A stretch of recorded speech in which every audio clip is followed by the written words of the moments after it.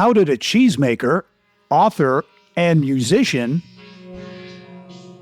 game maker, and film enthusiast get from Wheatland, Wyoming to the heartland to become a key driver for charter schools in Indiana?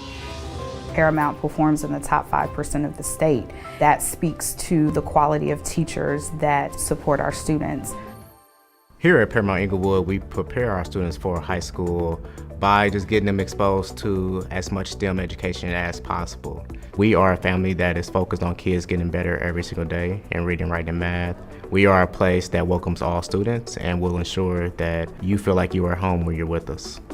Meet the unique personality driving success for students at Paramount Schools of Excellence in Indiana. How Tommy Reddicks' diverse background blends into helping to educate young people. That's next on this edition of the Business and Beyond podcast.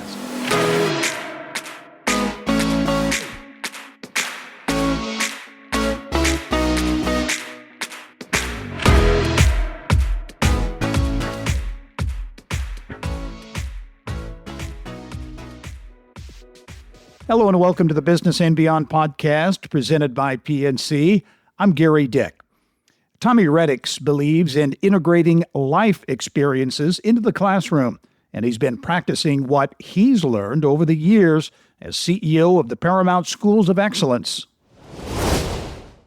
And I'm pleased to be joined on the podcast this week by Tommy Reddicks. He's the CEO of Paramount Schools of Excellence here in Indianapolis, but also with locations in Lafayette and South Bend as well. It's a very interesting education story.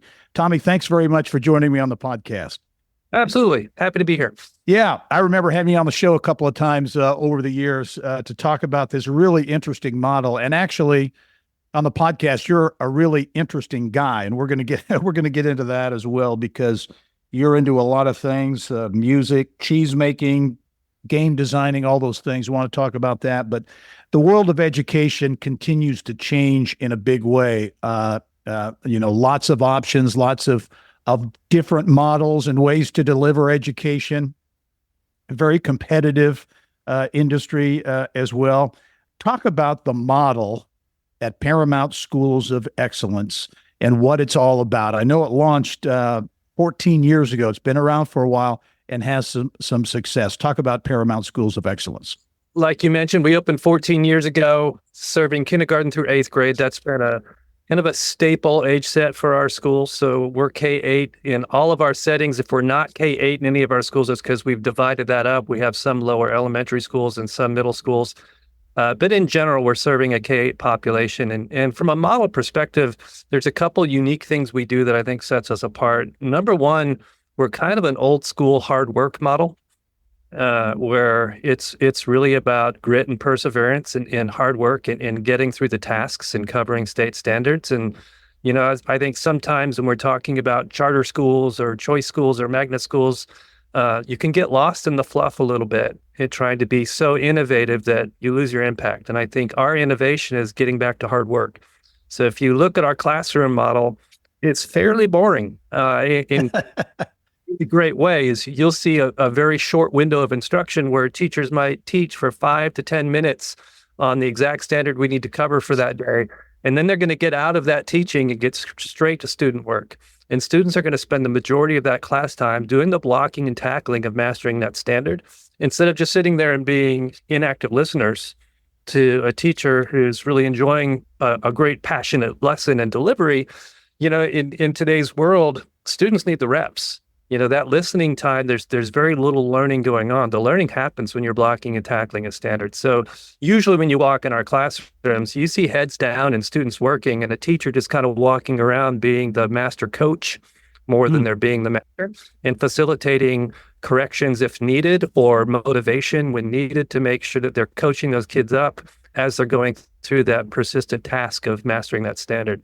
The other thing we do is everything is data-driven. We want the data to be the unbiased observer telling us exactly where we need to push in. And, so we do a lot of benchmark assessments with our students so we can identify weaknesses and then turn that right around to a remediation or a plan for action for every individual student in our school. So there's a master plan for every student at Paramount Schools, and there's a lot of work to be done by every student at Paramount Schools. And the third piece of that, I would say, is working at home. A lot of times, students will come home with all this homework and they've got all this stuff to do. And if your home environment is not conducive to supporting homework, we don't want that to be a limiting factor in your education. We want homework to augment, but not be a lever. And so we do assign homework, but we want most of that work happening in front of a master teacher in the classroom. Really interesting. You talk about the hard work piece. How does that manifest itself? Give me some examples of how you put that hard work to work in the classroom. Well, the best example is looking at what the state now requires for writing. Students need to write a 5-paragraph essay early on in the state exam window. Starting in 3rd grade, you've got to build up some real perseverance to sit down and write a big essay. Yeah. That if you're not developing those skills, that persistent task of being able to sit down and cite text resources and build strong paragraphs with good themes, and all of these things, you will literally crumble trying to do it last minute. And so the hard work piece is building up that endurance to go through these structured tasks to where you can get to the finish line and not feel like you've already burned yourself out. So it's really the building blocks of, all right, starting in August, here we go. We're not going to waste any time. We're going to start building up your stamina for getting through these large tasks that we know is going to improve your outcomes for success and for years to come. But it starts with hard work in the classroom. You can't just work a little bit and at the very end come up to an assessment and say, now do this real hard thing and you'll be just fine.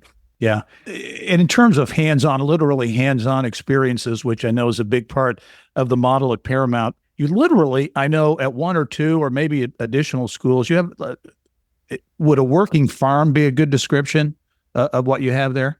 Yeah. With 2 of our sites, we have gardens and goats, and we've got chickens. We've got for years we've done a honeybee program. They are working farms. We staff those farms. It's very expensive to do, but it's what I like to call scaffolding excitement. I just described all of this hard work in a classroom, and if that's all we did, everybody would burn out, teachers and students alike. You need to counterbalance all of that high rigor with authentically exciting and engaging experiences. And that's what these farm experiences give us. They give us that neutrality between super duper rigor and real fun and cool stuff that kids get to do. Yeah. So I think that you've got to find the right balance between rigor and excitement. As I recall, you were producing, or the students, in concert with students, were producing cheese that was actually sold in local stores, right? Yeah. In fact, when I moved to Indianapolis from Denver in 2010, I was a real cheese nerd, and I had some cheese stores that I would go to in Denver that I just fell in love with. And I got to Indy and I was like, now I need to find the cheese shops. Where are they? And there weren't. And I was like, well, who's got the good cheese? And there wasn't much. And so I was like, well, dang it, I'm going to buy a book and start making cheese. So that started out. I got real good at it after a few years, but I realized real quick, I'm making cheese in my home kitchen. It's not a commercial kitchen. I can't sell it anywhere. I can do private parties, but yeah, schools have commercial kitchens and these giant gardens and big acreages. Why don't we take advantage of that? And so within a couple of years, we moved the cheese production and all the lessons I had learned into the schools and got into goats. And before long, we're using student milking teams and producing a product, and we've got it out in restaurants, and it's been a fun journey. What's it like for the students? Is that experience, it has to be pretty interesting to see the reaction, and I would assume they engage in that process in a pretty big way. Yeah, 2 stories I would say there is number one, chickens is one of my favorite stories. Is chickens are not clean animals. They take a lot of upkeep, and they're certainly wild, but they're nice. And when you've got chickens in the backyard during recess, it's a real culture changer for kids. So like, wait, there's this other creature out here. Do I run after them? Are they running after me? How are we coexisting here with these animals? And it took a while before everybody realized this is just great. We all just kind of hang out. And if I'm on the swing set, there's a chicken near me. Okay, that's cool. And so chickens have been one thing. The goats are another thing entirely. Raising farm animals is a serious thing. And so you can't do it halfway. Yep. And if you have the honor of being on the goat team, being one of our students, and you're in charge of milking that goat, and your job is to be there at 7 a.m. in the morning to do that job, and you don't show up, you're not going to be on that team anymore. Like the farm doesn't stop. You have to be there. You have to be respectful to the animal, and you have a responsibility to that animal. So learning those life lessons, the farm is a great teacher for those. How did this model, where did it come from? How did the school start, and where did that model come from? This is one of my favorite stories. It came from failure because I had solved everything in education when I moved to Indy. I knew exactly. And like I mentioned earlier, a lot of times charter schools start with highfalutin ideals of how they're going to do everything different and it's going to be successful. Well, everything that we tried to do differently, large in part, didn't work very well. And so we had to go back to the drawing board and say, all right, let's get humble now and admit that we can't change the world with highfalutin ideals. Let's go look around and see what works. And we did that real quick in our first year when we realized that everything else wasn't playing out the right way. So we just started making in-market adjustments, and that became, over the course of the next 2 years, our model. And we got real cognizant of writing everything down and documenting everything so we didn't repeat mistakes, and we could really codify who we were in a replicable way. Obviously, there's success in additional locations. Talk about where that first location was and how you began to add locations into the network, so to speak. Yeah, the first location was in the Brookside neighborhood, 3020 Noland Avenue, which is Brookside Parkway and Rural, which is like 16th and Rural. So near East Side, about 1.5 miles, 2 miles straight east of downtown. We started there in 2010. By our third year, we were an A-ranked school and really on the rise.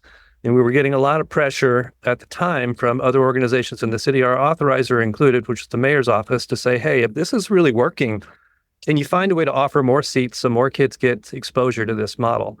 And we said no for a couple years until finally the pressure got so much to where I was literally asked, what will it take for you to open a second school? And my answer was, well, I want to make sure I know our model completely. I want to make sure we know exactly who we are.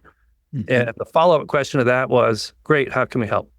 And so the Mind Trust came alongside and helped fund basically a strategist who came alongside us and helped us codify everything. We had everything written down, but we needed to organize it all into more of a playbook for this is how Paramount works. Got that done in a year. And then we said, okay, we'll open another school. And we opened our second school in the Community Heights neighborhood, right across from Community East Hospital in the Luther Wood Lutheran Child and Family Services Center as a temporary facility. And in our first year in that school, it was the highest performing charter school in the state. And that's really where things took off. Wow. Because one thing to be a high performing school, it's another to replicate the high performance, because then you get away from that idea, well, this is just a circumstantial one-hit wonder. Well, now you've replicated success, so now we've got a model. And then we had a lot more interest from national funders and others to say, okay, you've proven something here, let's do more. And very, very quickly, we started our third school, which is Paramount Inglewood, which works in partnership with Purdue Polytechnic High School, all on the same site on East Washington Street. So it's just, kind of snowballed from there because success has begat success. And what's been the key? I mean, because, and obviously, great idea, hard work, obviously your vision, all those things certainly play a role, but there are, lots of examples of new ideas in education that don't work, that fail. Why has this been successful? Because clearly it's been wildly successful in grabbing attention, not only in the state, but beyond state borders as well. What is it? What's the secret sauce? Can you identify it? Well, I already used up my secret sauce answer, and that was hard. Yeah. Of answering hard work to the secret sauce question. But I do think that sometimes we hold on to our ideals to a fault. And so, you come up with a great idea that might show a spark, but you've got to be willing to let that thing mold and change. I think we tend to lock onto it so hard that we're willing to have that be the hill we die on. I think part of our success has been staying humble, and when something doesn't work, admitting it and making the change, asking for help, being transparent, working with the state, doing all the things that kind of hurt your ego if you're if you pay too much attention to your ego. But I think staying humble and being willing to make the right changes when there's a better pathway is really important. Talk about number of students in the seats. Obviously, you had great demand as you opened that first location. How many students did you begin with? How many seats do you have now in the network? We opened kindergarten through 8th grade with 369 students in 20, and we're almost 10 times that size now. We're serving about 3,000 students. Wow, those are big numbers. Do you anticipate an opportunity to continue to expand the network here in Indiana? Or you mentioned interest from federal funders. Is there interest in this model in other places? It's yes to both. We're certainly interested in expansion in Indiana and Indianapolis. I think key for us are two things is, number one, we want to be in an area where recognizably there's a need for high quality education. If there's an area where students are being served well, we need to ask ourselves if being in that area provides any substantial difference for kids, because it's all about the kids. There are some opportunities in Indiana. We found some real rich soil in South Bend, and that's going really well. And I think there's still opportunity for growth in the Indianapolis area, but large in part, we're kind of school saturated in Indianapolis. Mm-hmm. And so we don't have a lot of intent for opening new schools, but I think what we're seeing right now is the concept of mergers being really interesting, and that's kind of what's happening between us and Andrew J. Brown Academy. We're providing all the services for them, and there's still Andrew J. Brown Academy, but Paramount sits behind that, and we're hoping to see some great success there. So the other thing is we're moving fast, and we've opened 2 schools each year the last 2 years, and we need to get our house in order a little bit and take a breath. So we're in no big hurry to our next steps. We need to make sure that we do things right. We don't want to get out ahead of ourselves and see our success slide backwards. On a national front, I think there's a lot of national curiosity. There's national funders that would love to see us outside of the state. We've been visited by folks from Washington, D.C. who have interest there. We've had some conversations in other states, but it's a brand new ballgame putting a model in a different state. And right. I wouldn't say no to those opportunities. None of that's happening in the near term. Yeah. Should also mention you've got a Girls in STEM Academy, right? Talk about that, how that's going, and that whole push for science, technology, engineering, and math to get more in that pipeline here in Indiana, and how Paramount schools are being a part of that. Yeah, Girls in STEM really came from the Girl Scouts proper, where they were out looking for solving some of the root cause problems with what's going on in STEM careers for women. And what you see out there in the world is if you're a female graduate of a university and you want to move into a STEM career, you're moving into a very upside down population base where you only represent 25% of the working force. Because of that, in STEM careers in college, you can reverse engineer that to a real gap in the amount of women in STEM majors and STEM degree programs, and you reverse engineer that into high school programs where essentially you're not being told not to do it, but you're not being incentivized to go that direction, because what's the future hold for you if you're not well represented in your field? And so if you really want to get to root cause, you've got to take it all the way to elementary school and provide a pathway where you're supported, and that whole concept is baked in as a reality for you instead of something you might happen into. And so I applaud their efforts in pushing that initiative. And it started years and years ago, and they tried to start their own school and just had a hard time doing it on their own. And then they looked for partners. And along the way, Purdue Polytechnic and Paramount got involved. And we kept talking and kept brainstorming. And it just felt like a perfect way and a perfect time for us to merge our academic rigor and our focus on hard work into a model that would serve only girls, create a new sense of belonging through STEM initiatives. So they're empowered to move that direction and a little bit uninhibited to move that direction coming into high school and looking at major degrees. And so we're excited for that possibility. The school is open and doing well this year. It's its first year. So we're hoping that becomes a mainstay in Indy for years to come. How does the Paramount model, that hard work model, translate or integrate into a STEM focused, kind of a more narrow focused field of study? Well, it works pretty seamless because when we're in the classroom, like I mentioned earlier, it's a hard work model. We're focused in on what the state says those kids need to know by the time they graduate their school year. But when you're outside of the classroom, we want every experience structured around opportunity and empowerment in STEM for women. And so you walk out of the classroom and, the Girl Scouts have a pretty intense badging program where there's hundreds of badges you can earn. And that starts in the school, in the halls, in the walls, in the after-school activities. Instead of going to your traditional specials classes like music, art, PE, Spanish, those kinds of things, those are all wired into STEM opportunities as well.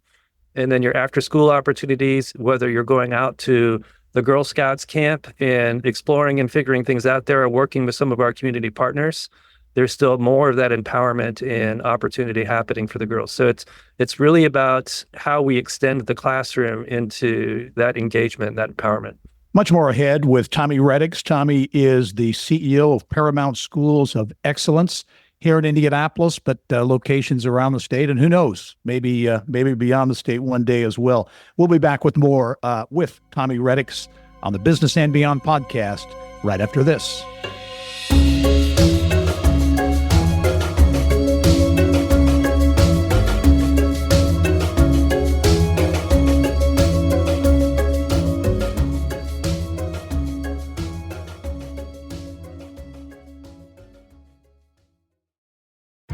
At PNC Bank, we're committed to making a difference in the lives of our customers and communities by helping them move forward financially. As a Main Street bank, we try to do right by our customers with every encounter. Our local teams offer personalized financial advice to help guide you in making the best decision. We're proud to be part of your community. PNC Bank. See how we can make a difference for you at pnc.com. Copyright 2022, the PNC Financial Services Group, Inc., all rights reserved. And welcome back to the Business and Beyond podcast presented by PNC. My guest this week, an innovative educator, but he's a lot more too. He's a musician, an artist, a cheesemaker, a very diverse background, but he's got a very successful model with Paramount Schools of Excellence, where he's the CEO, Tommy Reddicks. And Tommy, you're here in Indianapolis. Paramount Schools of Excellence launched in 2010, 14 years ago or so. But you're not a native Hoosier. You grew up out west. Talk a little bit about growing up, born in Arizona, but grew up in Wyoming. Yeah, I grew up in the fantastic town of Wheatland, Wyoming. It's got a population just under 5,000 people, and that's the county seat. There's two other cities in the county that are, a few hundred people. So very sparse. It's really interesting childhood in such a small town. From there, went to the University of Wyoming, graduated with a degree in music education, and left Wyoming and went to teach in Bullhead City, Arizona, with fantastic, amazing town right across the river from Laughlin, Nevada, and about an hour and a half south of Vegas. So we would spend weekends in Vegas, and as a young teacher, that was a hoot. There to Seattle, Washington, and worked in private Catholic schools. And while I was in Arizona, I worked in traditional public schools. And then from Seattle, moved to Denver, Colorado to teach in charter schools. So I've had a chance to kind of work in each of the separate fields. Stayed in Denver for about a decade, teaching charter schools, teaching music, and then got my admin license and became an assistant principal in Colorado, and then found an opportunity in Indy to come in and start a new school. You're obviously an educator through and through. Where did that desire, that passion to be an educator come from? Did it start at an early age? It did. I always say I was kind of a naive youth because I never kind of set my own path outside of wanting to be an NFL quarterback. I didn't know what. Good. Yeah. And Dad one day said, "Hey, you ought to play saxophone." And this was me in fourth grade, trying to pick for band. And I didn't have an opinion. I was like, oh, okay. And so took up saxophone and started band, and band teacher said I should be practicing 3 hours a week. And so I didn't question it. I just said, oh, okay. So I'd practice 3 hours a week, and before I knew it, I was the best saxophone player and, getting the accolades for being really good. And it was kind of around that time in fifth, sixth grade where I was looking at the band teacher going, yeah, but I would do class a little differently. I would do it like this. I would do it like. I started paying more attention to how I was being taught and getting a little judgy with it because you always think you know everything when you're a kid. Uh-huh. I think that's where the root of it all was, with me saying one day I'm going to be up there, but I'm going to do it different. Yeah, interesting. Well, a musician, you are a musician. I wanted to go through some of these things because your background is really interesting. So we'll start with the musician piece. Obviously, you started when you were 9 years old. So do you still play today? Are you in a band? Do you entertain? How do you use your musical talents?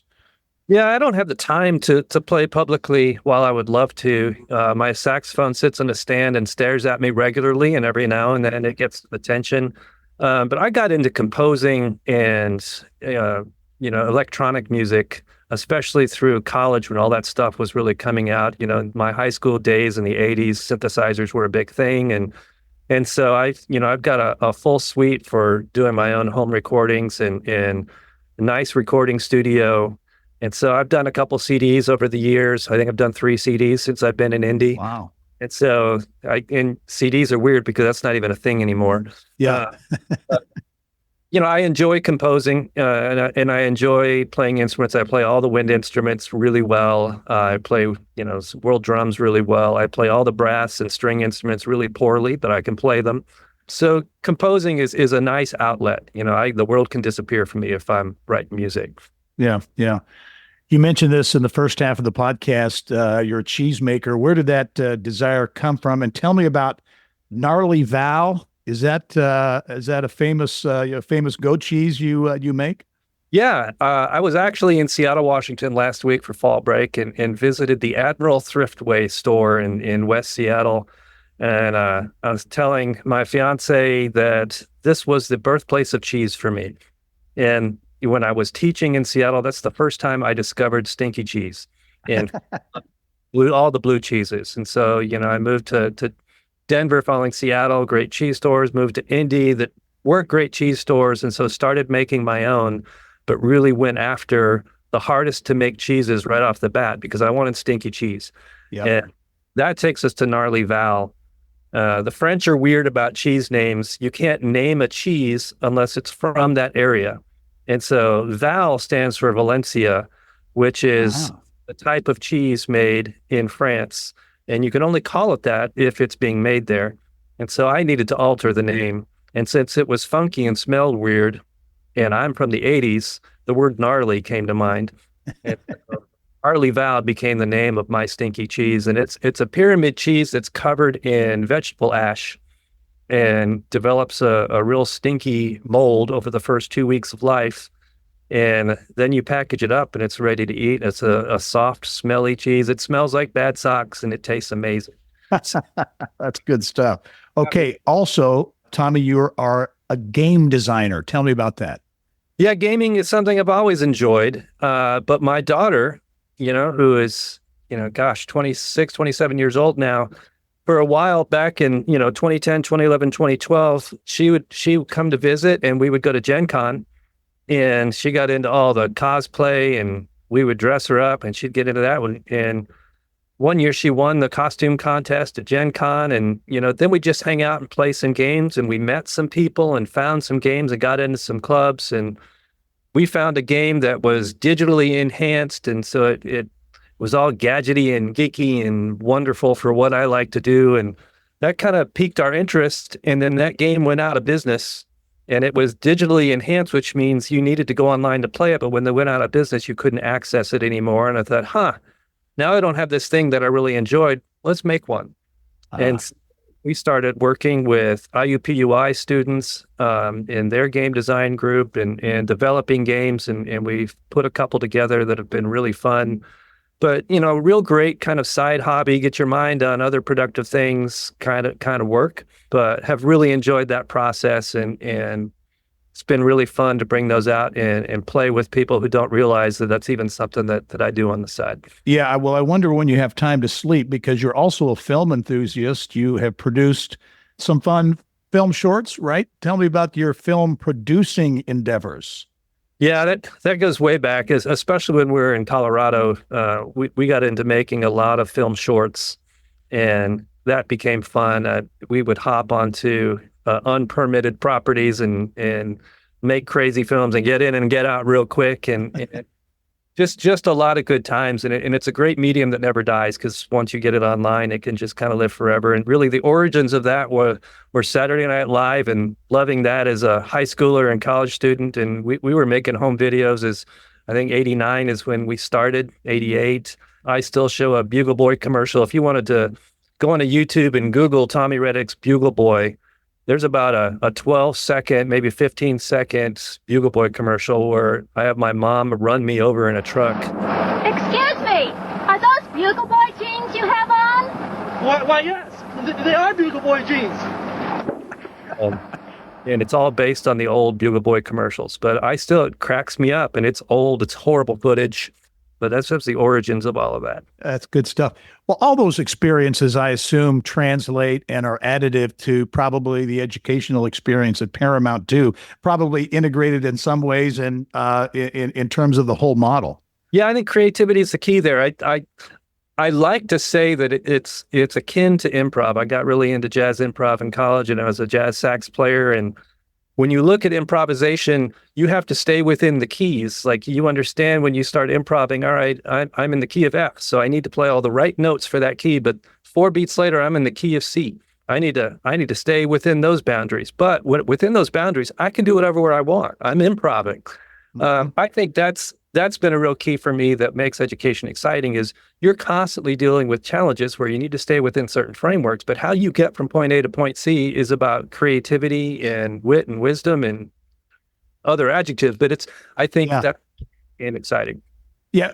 Final question for you, Tommy. What's next? I know you mentioned earlier, you've had a lot of expansion, a lot of growth. You want to kind of take a breath and measure things. But as you look at the next maybe 5 years plus, what's kind of the vision for Paramount Schools of Excellence?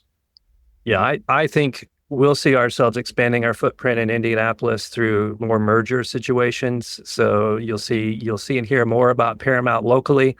I think there's other opportunities in the state, in the South Bend area, the Gary area, that we look forward to helping serve more kids. So yeah, I think we'll see it. We're in no rush to get there. We want to do it right, but we're definitely looking for, creating more impact. Tommy Reddicks is the CEO of Paramount Schools of Excellence, based here in Indianapolis, growing here and elsewhere as well. A real success story. And Tommy, I appreciate you taking the time, and congratulations on this success, because you're making a difference, importantly, obviously, in the lives of a lot of students, and look forward to following your progress and future success. Thanks so much, Gary. All right. Tommy Reddicks, CEO of Paramount Schools of Excellence, my guest this week on the Business and Beyond podcast. A weekly conversation with achievers in business, sports, entertainment, and beyond. And you can download all of our episodes and get Indiana business news 24/7. All you have to do is go to InsideIndianaBusiness.com. I'm Gary Dick. Thanks for joining us. We'll see you next time.